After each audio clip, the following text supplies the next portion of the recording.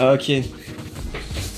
Salut, j'espère que tu vas bien. Alors dans cette vidéo, je vais te présenter cette petite caméra, l'Insta360 Go 2. Pour ceux qui s'en souviennent, j'avais testé la première version. Clairement, j'étais pas fan. Je sais pas, allez voir le test, hein. Je dis tout ce que je pense. Et là pareil, je vais dire tout ce que je pense. Je vais essayer de la tester dans différentes conditions. Je vais essayer de m'en servir pour des making-of, parce que c'est un peu plus l'objectif de cette cam. Parce que clairement, c'est pas une cam qui rivalise avec une GoPro. En tout cas, on le verra, mais j'en suis quasiment certain. Mais on peut faire d'autres choses par sa petite taille. Je tiens tout d'abord à remercier Insta360 de m'avoir envoyé cette petite caméra pour vous la présenter. Et comme à mon habitude, je vais vous dire vraiment ce que j'en pense par rapport à mon utilisation. Dans la boîte, nous avons une Insta360 Go 2 avec son collier aimanté, de la documentation, son boîtier de chargement, un support casquette, un câble de charge et un support adhésif qui est très adhésif sur les surfaces très lisses. J'ai aussi reçu de leur part des accessoires supplémentaires tels qu'une perche à selfie avec plusieurs supports aimantés.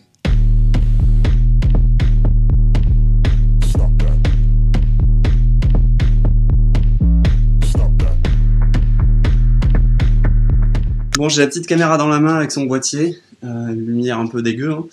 Mais là je suis en mode pro et je vais vous faire un mini vlog avec où je vais tout simplement vous amener avec moi sur une petite session FPV où je vais tester sur différents drones. Ça tourne, hein. C'est parti, donc je te montre, il y a un peu tous ces accessoires, je vais les prendre avec moi dans le sac. Je sais même pas si on voit en fait du coup là. Attends, je vais le mettre sur la casquette. Je pense que c'est mieux là. Voilà. On va pouvoir l'accrocher sur le vélo, ça peut être sympa. Et ensuite avec moi je vais prendre ça, donc les drones, masque, radio, un peu de matos pour filmer, des batteries. Donc là, hop, ceux-là sont chargés. Je vais prendre 2 sacs.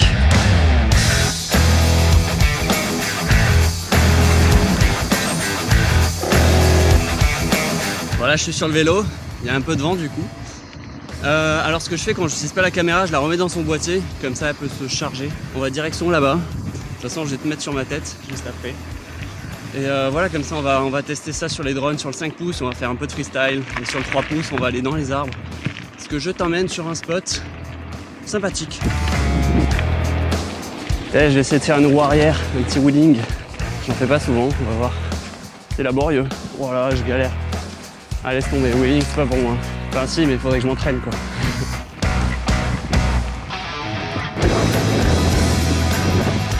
Je suis arrivé, regarde comme c'est stylé. Je vais me trouver un endroit à l'ombre et on va tester tout ça.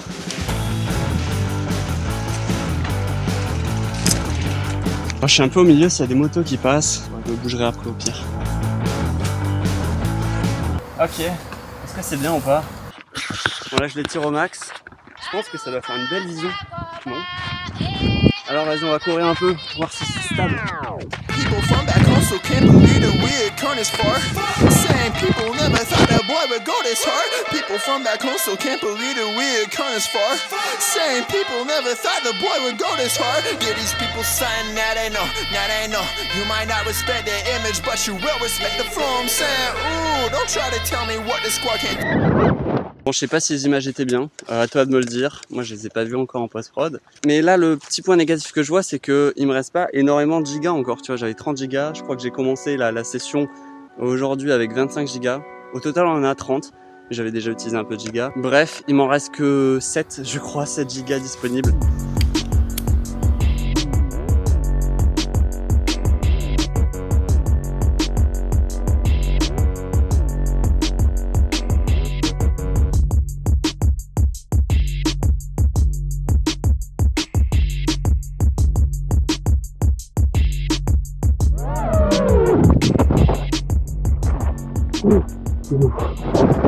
Ouah, j'ai eu trop peur.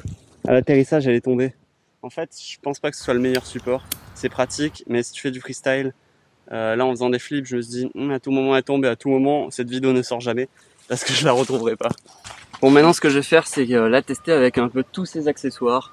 Donc là, je l'ai accroché au vélo avec un espèce de truc chelou et j'ai mis un petit filtre ND 8, c'est ça.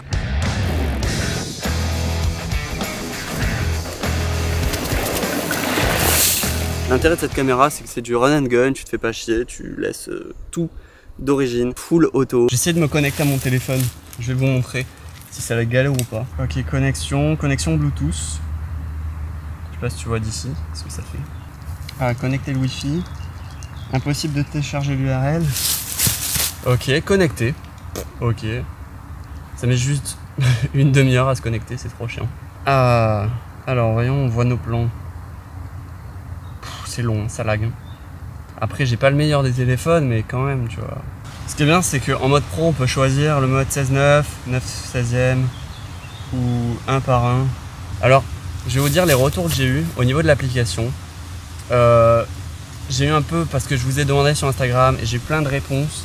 Et globalement, c'est toujours les mêmes. Sur Android, c'est long, il y a des bugs, ça chie.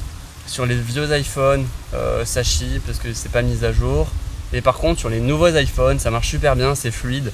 Donc en gros, si vous voulez cette cam et l'utiliser bien, vraiment vous régaler avec, il faut avoir le dernier iPhone ou avant-dernier, ou peut-être le 10, tu vois, je pense que ça doit marcher. Mais ou sinon, Android, c'est l'enfer, c'est vraiment l'enfer. Tu vois, je clique, ça marche pas. Ouais, pour info, mon téléphone c'est un Pocophone de Xiaomi. En fait, c'était pareil avec la version 1. Là, c'est un peu mieux parce que tu as un écran, donc t'es pas obligé d'avoir l'application constamment. On va pas tourner autour du pot. Cette caméra, comme je te l'ai dit, tu vois, elle est méga pratique. Tu la mets sur la tête, tac, tu l'enlèves. En fait, elle est top pour quelqu'un qui veut faire juste des posts Instagram, Facebook, YouTube, des petits trucs, des trucs en story.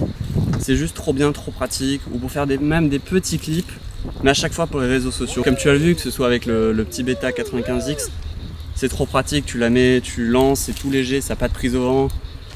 Tu sors la vidéo directement, stabilisé. C'est cool. Pour ça, c'est vraiment trop bien. Par contre, c'est pas de la grosse qualité.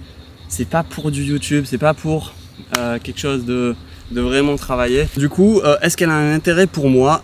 J'ai envie de te dire, pour les réseaux sociaux, pas tellement. Ça va vite me saouler l'application en fait. ça m'a déjà saoulé. Et moi, je vais plutôt l'utiliser pour des making-of parce que comme tu l'as vu, hop, ça s'enlève, ça se met. Boum, c'est tout petit, c'est discret. Après, pour voler en 5 pouces, sortir des belles images ou même sortir des images freestyle, je conseille pas ça. Je conseille plutôt une GoPro 5 session, c'est vraiment le top. Ou alors une GoPro 6. Après, ça dépend vraiment de ce que tu veux faire. Je pense que tu as compris l'intérêt de cette cam et ses désavantages. Donc voilà, moi je te dis ciao, à la semaine prochaine. Enfin, peut-être pas la semaine prochaine, je sais pas, je vais partir en Bretagne, je vais essayer de filmer des trucs. Mais du coup, tu vas peut-être voir des images bientôt de Corse, je t'en ai déjà parlé. Il faut que je fasse le montage parce qu'il y a quand même une semaine de rush. Même si j'ai pas énormément filmé, il y a quand même du rush. Bon, allez, je te dis ciao et ouais, à la prochaine, bye.